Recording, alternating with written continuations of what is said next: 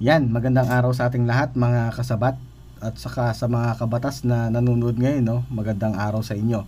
And then dito sa mga kapatiran sa Iglesia ni Cristo, pinapabati ni Miss Carolina San Juan. Magandang araw po sa inyo.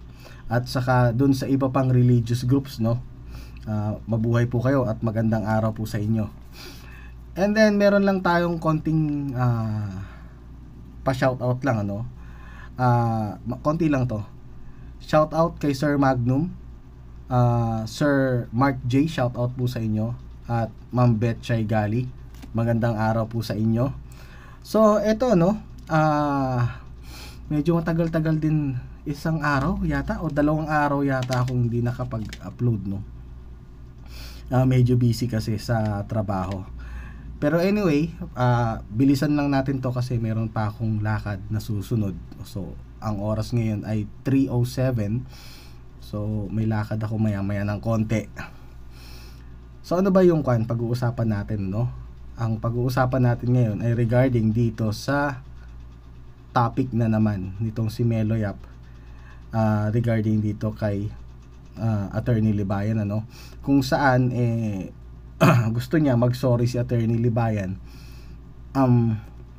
tungkol dun sa sinabi na kinontent lang daw si Megan Aguilar ng Raffy Tulfo in action at hindi binigyan ng ayuda. So sasagutin natin yan mamaya, no? Okay. So para hindi na masyadong magtagal ito, simulan na natin, i-play na natin tong video nitong si Melo Yap. Din po ang ipapambayad ko sa inyo dito kay Kuya Senator Raffy Tulfo. Kaya ito po ang 7.5 para po sa aking upa. Yan, bilangin niyo po. Ayan. 5, 6, 7, 7.5. Ito na po, natanggap ko sa Raffy Tulfo. Kaya ako tatanungin nyo, dapat bang ituloy ni Idol Raffy yung pagbibigay ng ayuda? So ito, no, para sa ako lang nito, sa konteksto lang na to, no. Ito yung katuloy ng part 1 na ginawa nitong si Melo Yap, na kung saan sinasabi nga niya na itong si Attorney Libayan ay nagsisinungaling daw, no. So yun yung word na ginamit nitong si Melo Yap, no. Sinungaling, ganyan. Hindi nagsasabi ng totoo. Dahil daw ang sabi ni Attorney Libayan ay kinontent lang daw si Megan Aguilar at hindi binigyan ng ayuda ni Raffy Tulfo. So sabi ko nga, sasagutin ko yan mamaya. Pero mamaya pa, hindi pa ngayon, no. Umpisahan muna natin ito dito sa mga sinasabi nitong si Melo Yap tungkol dito sa mag-asawa na itong si Megan at saka itong asawa niya, no. So tignan na natin kung ano yung mga pinagsasasabi niya dito. Ang ituloy ni Idol Raffy yung pagbibigay ng ayuda. Kita nyo, dun pa lang sa binigay na pang-upa. So ayun, tama daw ba na ibigyan ng ayuda? O tama pa daw ba na bigyan pa ng ayuda si Megan Aguilar, no? So ito ay pagbabalik tanaw na lang natin, no. Alam naman natin kung ano na nangyari dito sa istorya nito. So bumagsak si Megan Aguilar sa drug test. So walang tulong na matatanggap itong si Megan Aguilar. Pero syempre binigyan siya ng offer ni Raffy Tulfo na baka gusto niya, 'di ba? Baka gusto niya na magpa-rehab.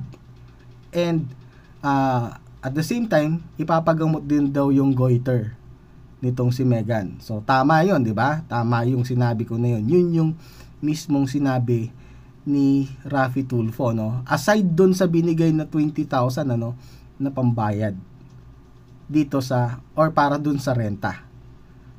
'Di ba? Okay, tuloy na natin. Gastos nila.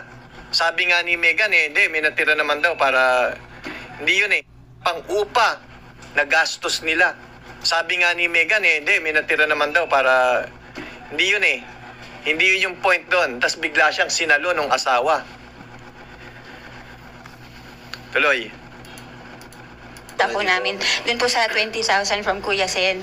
Yun po yung mga ginawa namin. Maraming salamat. Pagkain, bumisita sa anak kong bunso, sa mami niya. Tapos, yun nga po, yung gagamitin din natin, meron pa naman. Meron pa naman. Yung gagamitin natin, meron pa naman. Saan doon napunta yung 20,000? Pagkain, pambisita sa mga anak. Yung pera na yun, hindi yun intended para sa ganyan. Intended yun para sa pang-upa. Ngayon, anong nangyari? May natira pa naman. Saka saka bumili ko kami ng sapatos, 450. At saka ito. So ito, no, tawag ito, opinion ko lang doon sa bagay na yun, ano, ang hiningi kasi nitong si Megan Yap tuloy, Megan Aguilar, no, kay Raffy Tulfo ay total of 10,500. Yun kasi yung amount na kailangan daw para dun sa pang-advance payment, 'di ba? At saka pang-deposit para dun sa room for rent, no? And then ngayon, syempre pinakuha nga ni Raffy Tulfo yung kanyang wallet, and then nakita yung wallet, ang laman ng wallet ay sakto 20k. So yun yung binigay dito kay Megan. Ngayon, ang tanong dito, no, yung halimbawa, no, kung binigay na dun sa tao, kanino na ba yung pera? Syempre, dito na kila Megan, ano. Pero syempre, hindi pa rin natin naalisin dito yung yung usapan dito na binigay sa kanila yon as pambayad ng renta. Pero ang hiningi nila ay 10,500. Sa palagay mo, no? Sa palagay mo, kukumputin pa ba ni Raffy Tulfo yan kung halimbawa ang nakuha nila o may nakuha sila na mas mura? Kasi mas practical kasi kung makakahanap ka na mas mura na matitirhan. So nakita nyo naman or narinig nyo dun sa umpisa ng video natin, ano, may voice clip na kung saan nagbayad sila ng 7,500. So nakahanap sila ng mas mura. Ngayon, yung pera na binigay ni Raffy Tulfo, no, hindi lang napunta dun sa renta. Meron pa silang ibang pinaggamitan o napakinabangan nila ng mas marami. Unlike dun sa kung halimbawa, no, ibinayad nila lahat para dun sa renta, yung 20,000, sa palagay mo, may kakainin sila, meron sila mabibili ba na iba, or mabibisita ba nila yung kaanak nila? Hindi. Tandaan nyo, ibinigay na yung pera na yan. At ngayon, nung ibinigay yung pera na yan, sino na nagmamayari ng pera? Sila Megan na, di ba? Ngayon, ang bilin lang sa kanya, no, maghanap lang ng bahay or ng room, di ba? Given na yon, nandun na yon sa usapan nila yung room for rent dun sa 20k. Kaso nakahanap sila ng mas mura, kaya yun yung ginrab nila. And then ngayon, syempre, practical nga naman, mas marami sila ngayong napaggamitan ng pera, unlike dun sa hahanap sila ng mahal. Bakit? Ibabayad ba nila yung 20k na buo? 'Di ba? Syempre kung makakahanap ka ng dalawa lang naman kayo. Kung makakahanap ka ng space na sa palagay mo magiging komportable na kayo. Kasi ang hinahanap lang naman nila dito ay yung tamang matutulugan lang nila. Pero dun sa video kasi niyan, no, after kasi nitong interview na to, yung dyan sa may video clip na yan na piniplay nitong si Melo Yap, pinakita dyan na nakahanap sila ng room, which is maganda kasi good for two. May sariling CR, may lababo, merong maliit na kitchen, andun na yung lababo, then meron na ring segment kung nasaan yung or area na merong pwede silang kumain, then meron ding bed, meron ding aircon, di ba? Murang-mura na yun para sa 7,500 ang kwan. So hindi ko maintindihan kung bakit kini-question nitong si Melo Yap kung saan ginamit yung pera, while itong si Senator Raffy Tulfo hindi naman nagko-question. Di ba? Ayan, tuloy natin. Di ba? Masaya Saan na. nyo nabili? Diyan sa baba? Sa baba pakita. Tawa ka naman, Siyempre, Brad. di ba? KJ Kailangan naman. kailangan din talaga. Kaya maging presentable naman kasi dugit na yung mga ano na. Kumbaga yung 20,000, at maliban sa apartment, bilaan nyo rin siya. Kumbaga yung 20,000, Kaya maging presentable naman kasi dugit na yung Pakita, hindi, siyempre, di ba? Kailangan din talaga. Kaya maging presentable naman kasi dugit na yung mga ano na. kumbaga yung 20,000, at maliban So, ayan o, hindi ka pa ba masaya na masaya sila sa nangyari sa kanila? Dapat nga maging masaya ka eh. Diba? Napaka-KJ mo namang tao ka. Na? Nakita mo na masaya sila dun sa natanggap nila. Feeling nila nanalo na sila sa loto nun. Ganun pa lang, 'di ba? Oh. Kontento na sila dun sa bagay na nakuha nila. Marami silang nagawa. 'Di ba? Hindi pa ba kanyon? Dapat i-consider mo man lang 'yun sana na nga no. At least nakahanap sila ng mas mura na room, and then ngayon yung iba palang pera nagamit nila sa ibang bagay. Pang sarili nila, pang personal nila, then pang binisita nila yung mga anak nila. Kumain itong si Megan ng 7 beses sa loob ng isang araw. Hindi ka ba masaya nun para sa kapwa mo? Grabe ka naman. Ayan, tuloy natin. sa apartment, bilaan nyo rin siya sa mga pangangailangan yung personal. yes. Kasi Dapat nga kung ako yung nag-interview dyan, doon ko i-interviewin yan. Yung sa actually hindi apartment yun, room for rent yun. Dapat doon ko pupuntahan yan at doon kong interviewin. Kung saan Ayan, no? Bakit hindi nangyari na doon in-interview sa room kung saan kung saan kumuha itong mag-asawa, no? Kung saan nagrenta. Kasi nga pagkatapos pa lang yung video na yan, saka pa lang susunod. Hindi mo pinlay. Paano pa makikita, di ba? At least meron akong voice clip na nagbayad sila. And then meron din akong video na nagbayad sila. 'Di ba? Nandun din naman yung reporter na yan, yung nag-interview sa kanila, nandun din yung staff, reporter tuloy, yung staff nitong Raffy Tulfo in action, no? So, walang pinagkaiba. So ayan, tuloy natin. KJ talaga nito. sila kumuha or nagrenta ng room. Unlike si Raffy Tulfo na sabi pa nga ni Raffy Tulfo, bibigyan ko kayo ng sasakyan. Tapos negosyo, bahay na So ayan, no, mga kasabat, no, mga kabatas natin. Itong binabanggit ni Meloyap dito ay ito yung mga bagay na ipinangako nitong si Raffy Tulfo dito kay Megan Aguilar. Once na naipasa niya yung drug test, no. Kung maipapasa niya yung drug test, ito yung mga bagay na ibibigay nitong si Raffy Tulfo. So ayan, pakinggan natin ha. Raffy Tulfo, bibigyan ko kayo ng sasakyan. Tapos negosyo, bahay na matitirhan. Ang ginagawa naman kasi ni Raffy Tulfo kapag nagbigay siya ng bahay, yung titirhan, binabayaran na niya ng 1 taon para makabawi lang itong mag-asawa. Ang problema dito kasi kay Megan Aguilar, hindi sa tingin ko hindi yung pagiging positive niya yung pagiging truthful niya. Kasi kung halimbawa, ngayon kasi may mga kwento na siya na kesyo papatayin kami kapag hindi gumamit. Bakit hindi mo sinabi kay Idol yan nung time na pumunta ka, nung tinanong ka, kailan ka huling gumamit? Idol, last month po. Bakit ka gumamit last month? Kasi may pagbabanta sa buhay namin. So ito, may babalikan lang tayo dito, no.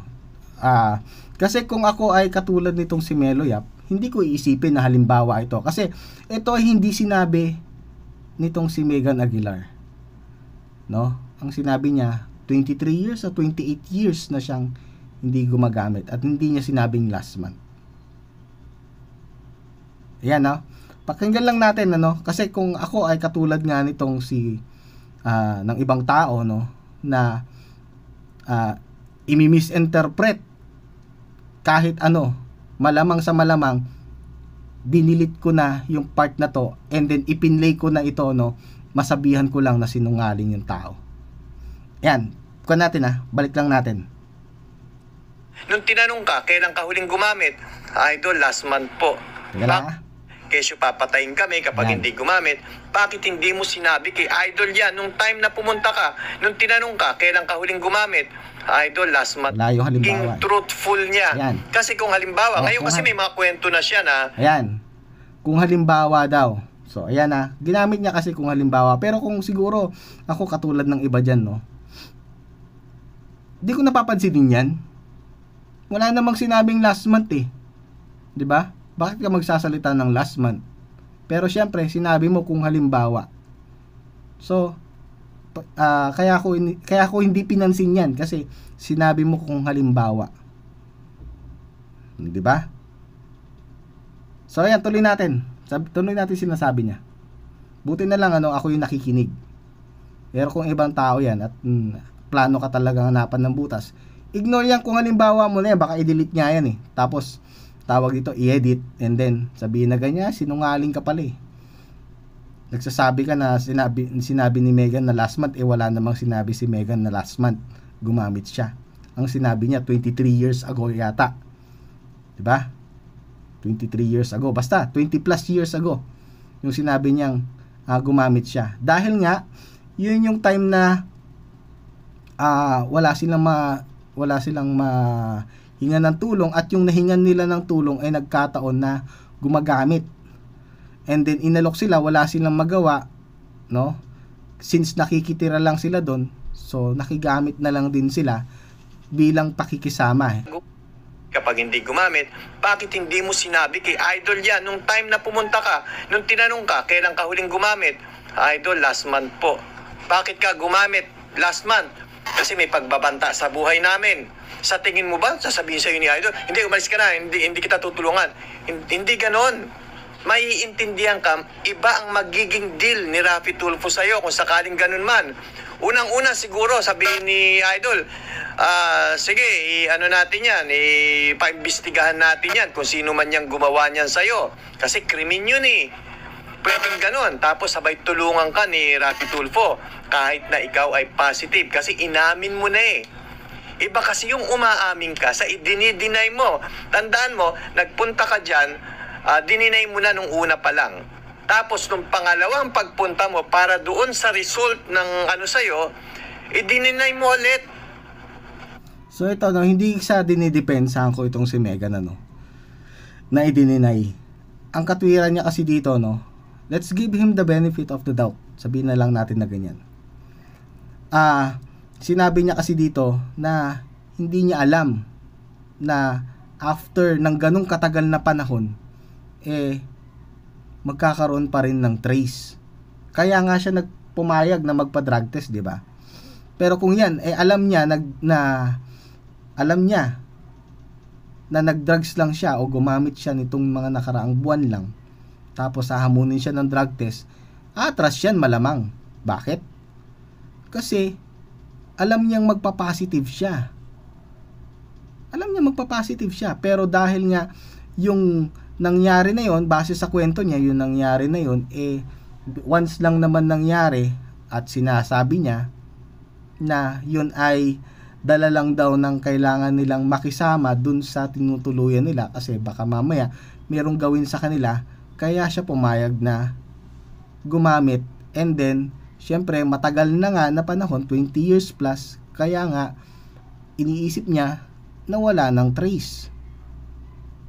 So yung mga nakikinig dyan, sana nakuha natin yung punto dito. Hindi ko sa dinidepensahan ito, no? At saka ito yung part naman dito sa sinabi nitong si Melo Yap na sana kung umamin lang daw itong si Megan, baka daw may ibang plano itong si Raffy Tulfo, no? So ito, nalaman mo na lahat, nag-positive yung tao, sinabi niya ngayon yung kwento kung bakit naging ganun yung nangyari. Although hindi naman niya inamin na nung mga nakaraang buwan lang nangyari yun. Sinabi pa rin niya na matagal na yan. 'Di ba?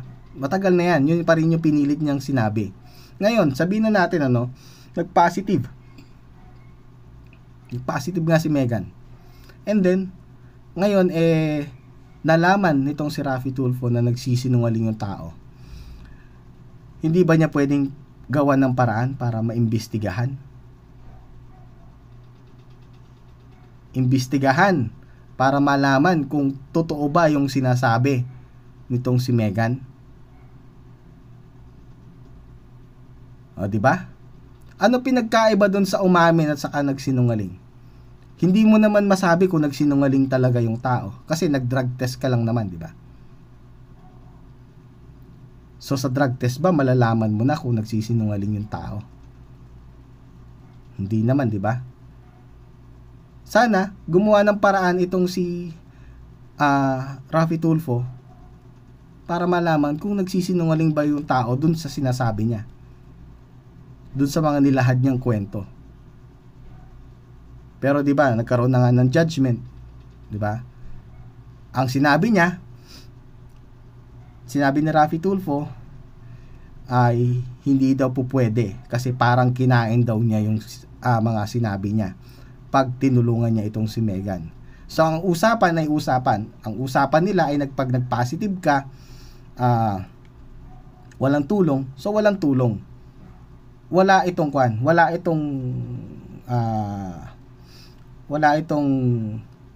option B o wala itong ibang pwedeng puntahan kundi yun lang. Mag-positive ka, walang tulong, pag pumasa ka, tutulungan kita. Ganun lang ka-straight yung usapan nila. Wala itong sinasabi ni Melo Yap na to, no?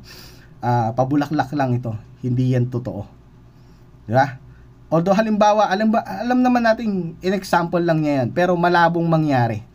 Kahit nasabihin na natin, ulitin natin yan, malabong mangyari yan. Kasi, ito nagkwento na nga yung tao. Emosyonal yung tao. Alam natin kung ano yung nangyayari dyan. Alam natin kung paano yung kanilang sinuong before sila nakarating dyan sa Raffy Tulfo in action. And then, dun sa drug test, alam din natin na nag-positive siya. And then, kinuwento nga nitong si Megan. Kung ngayon, nung kinuwento nitong si Megan, kung bakit siya nagsinungaling, actually, sinabi nga niya, hindi siya nagsisinungaling. No, hindi ako nagsisinungaling. Sinabi niya yung totoong pangyayari. Di ko lang maintindihan kung paano nangyari na sinasabi nitong si Melo Yap na sinungaling daw itong si Megan Aguilar. Meron ka bang katibayan na nagsisinungaling yung tao? Diba? Sabi niya dito kasi meron siya sinabi sa base daw sa body language ng asawa daw. Ganyan. Base sa body language, no? Nakakabasa ka na rin pala ngayon ng body language, no? 'Di ba? Iba talaga pag dumidikit doon kay Raffy Tulfo, nagiging eksperto, no? Ayan, tuloy natin. So, yung pagiging truthful, wala sa'yo, nagsisinungaling ka. Ngayon, no, sinabi niya yan. Yung pagiging truthful daw, wala daw kay Megan, nagsisinungaling daw siya. Straight yun. Yung pagiging truthful, wala kay Megan, nagsisinungaling daw si Megan Aguilar. Base dito kay Melo Yap. Diba? So, yan yung nangyari simula nung dumating itong si Megan dun sa Raffy Tulfo in action. Nagkaroon ng karagdagan na panghuhusga dun sa tao, na amplify, na magnify lahat nung mga lumabas dun sa Raffy Tulfo in action, lahat nung nilabas niya na magnify at saka na amplify. Kaya ito, lahat nung naniniwala doon sa programa at hindi na inisip kung ano ba talaga yung totoong nangyari, iniisip na lang nila na totoo. And then, 'di ba? Katulad nitong si Melo, binroadcast din niya na parang totoo. 'Di ba? Sinabi lang ni Raffy Tulfo, nagsinungaling ka. Pero ito, iba kasi yung nagsasabi na, oy, nagsisinungaling ka or nagsinungaling ka, kaysa doon sa itong sinasabi ni Melo na sinungaling.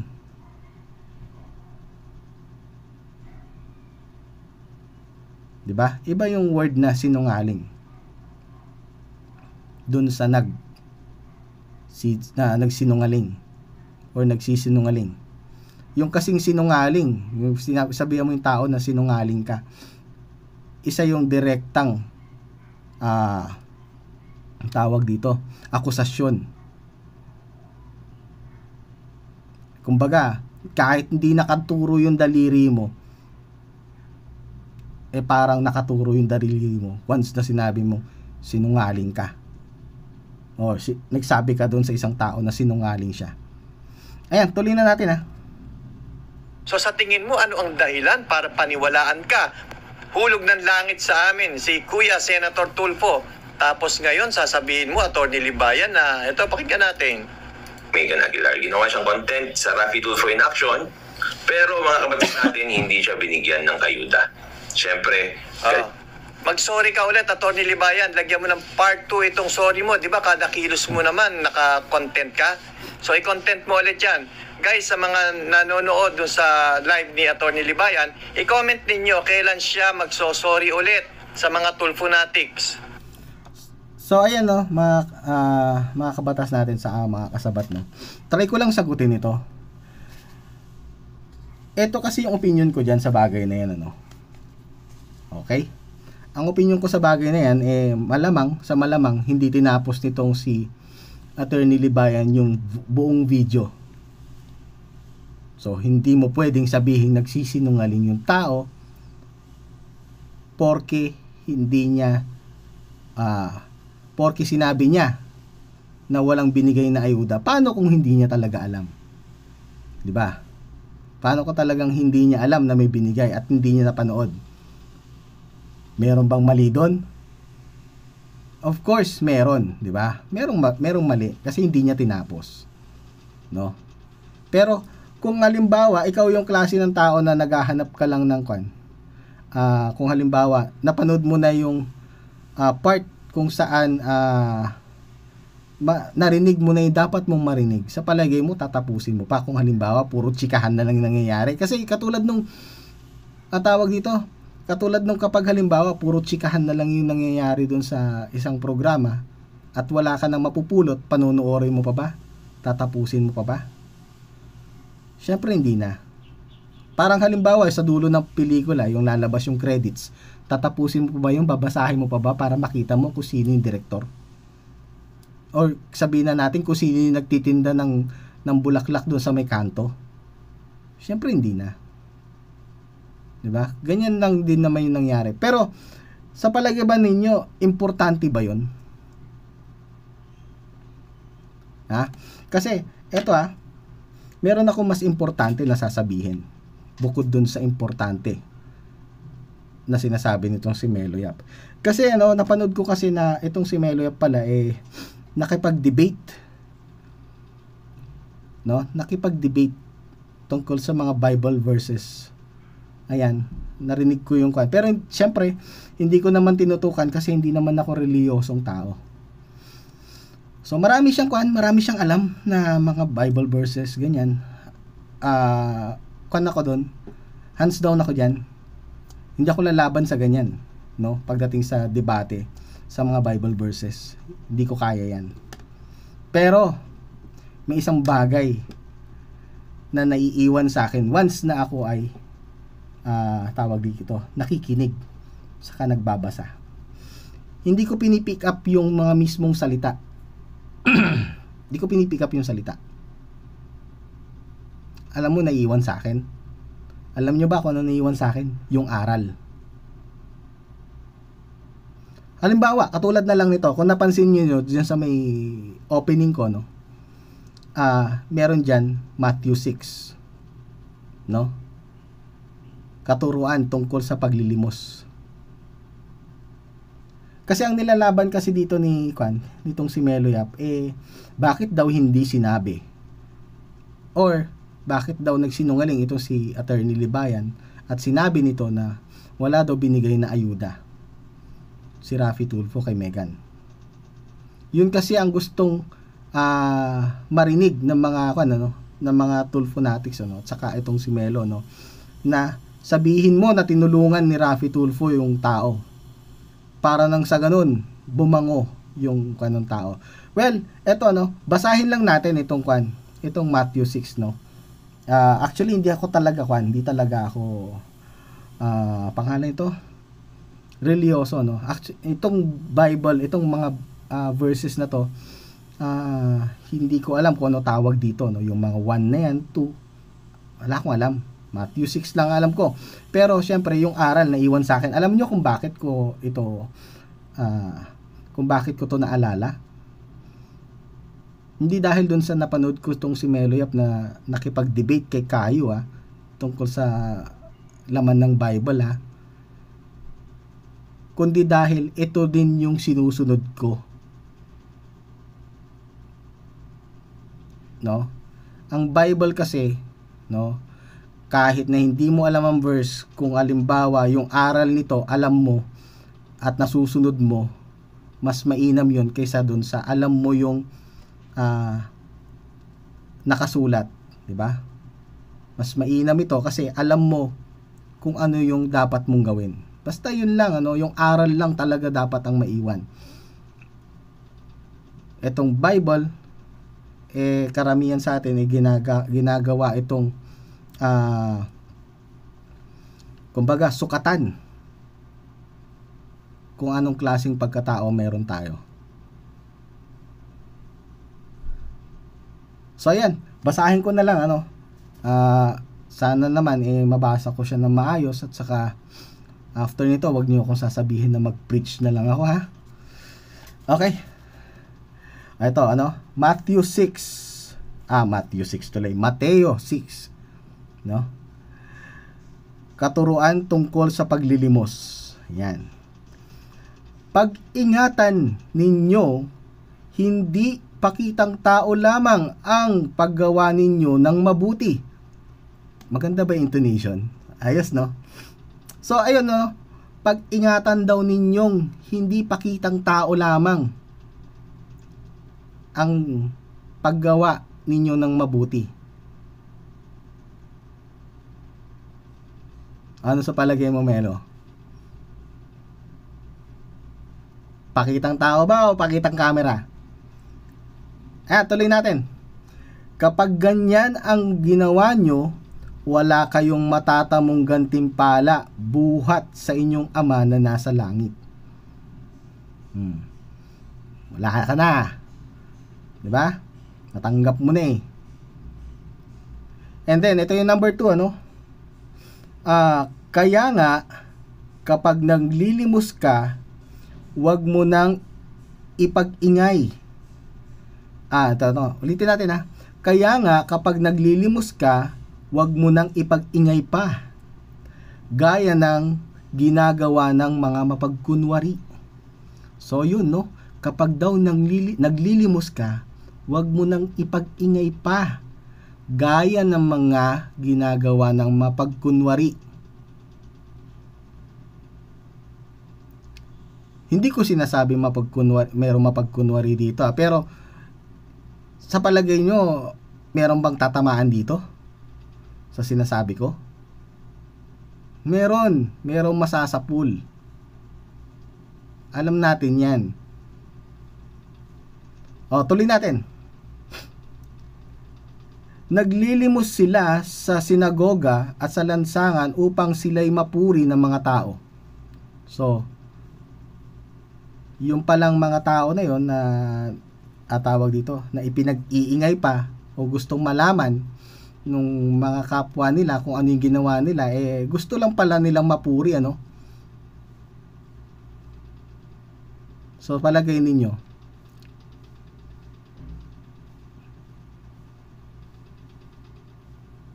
walang kwento walang revised penal code dito, hindi ito inamendahan. So, ito pa rin yung dati, Lililinaw ko lang. So, eto, tandaan ninyong tinanggap na nila ang kanilang gantimpala. So, yun. Sa halip, kapag naglilimos ka, wag mo nang ipaalam ito sa pinakamatalik mong kaibigan.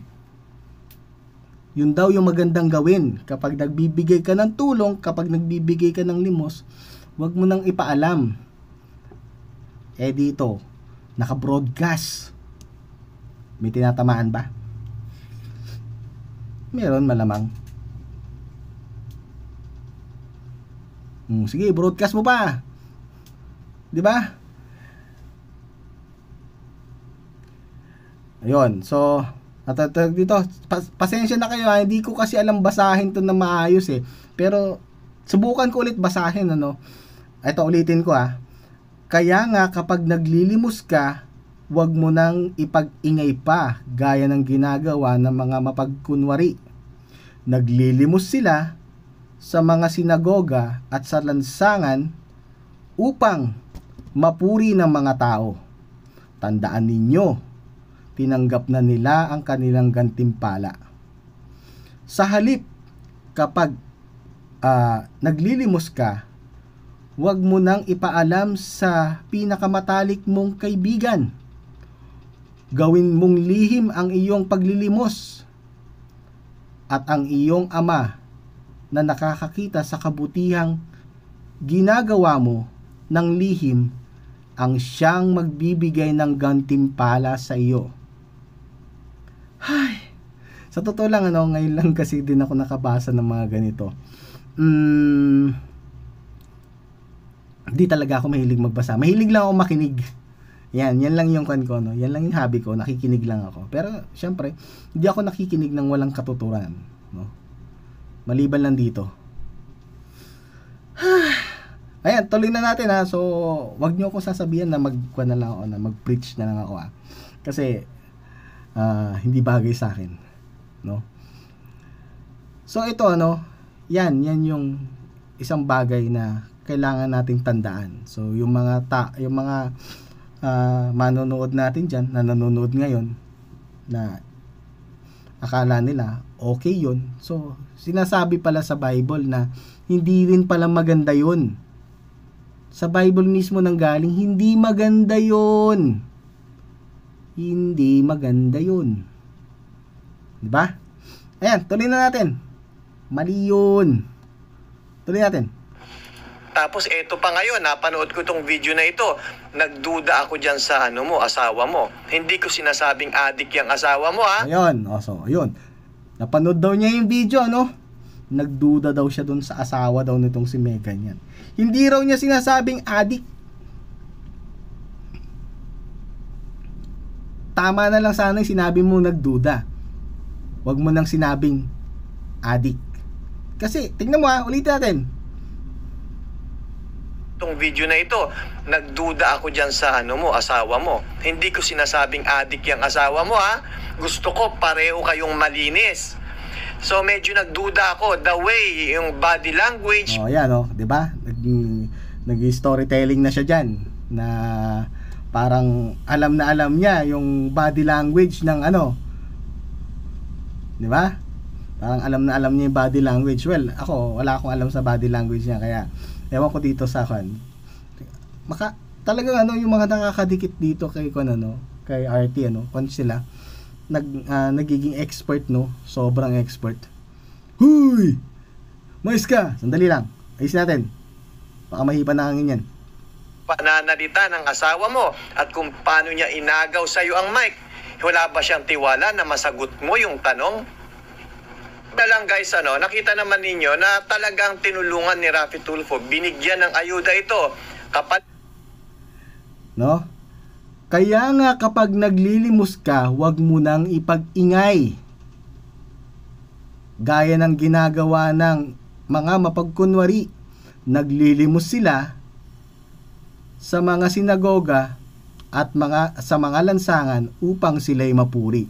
So, ito ito lang yung kwan ko, no. Hindi ko maintindihan kung bakit pinipilit nila na ipasabi kay Attorney Libayan niya. Importante ba talaga yun? Sa tingin ko, hindi naman importante yun, lalo na kung ayaw mong ipangalandakan na ikaw ay tumutulong.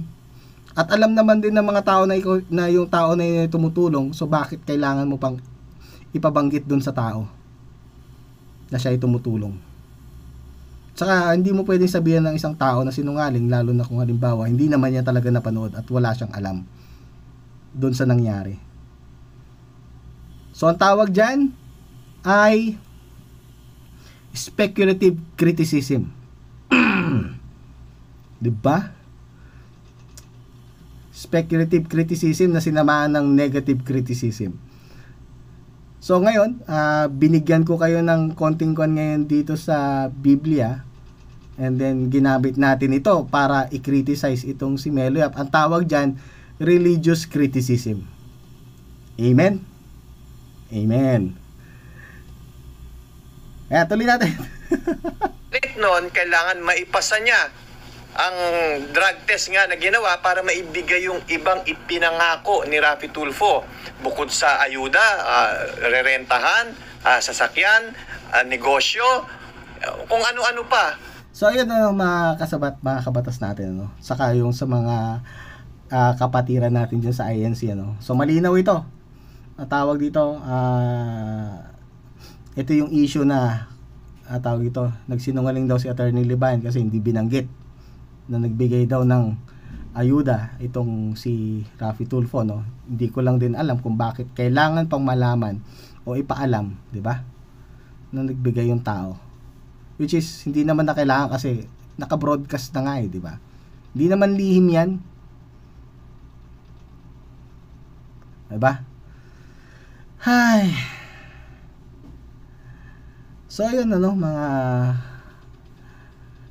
ayun mga kasabat, no. 3:48 na kasi, tatapusin ko na to. Hanggang dito na lang. Kung si Attorney Libayan iniiwanan kayo ng kataga na ganito na matulog kayo ng mahimbing, kasi ang natutulog ng mahimbing ay laging panalo. Syempre, kailangan meron din akong sarili, no. Matulog kayo ng maaga para nang sa ganun di kayo mapuyat. So yun lang, maraming salamat po at magandang araw po sa inyo lahat.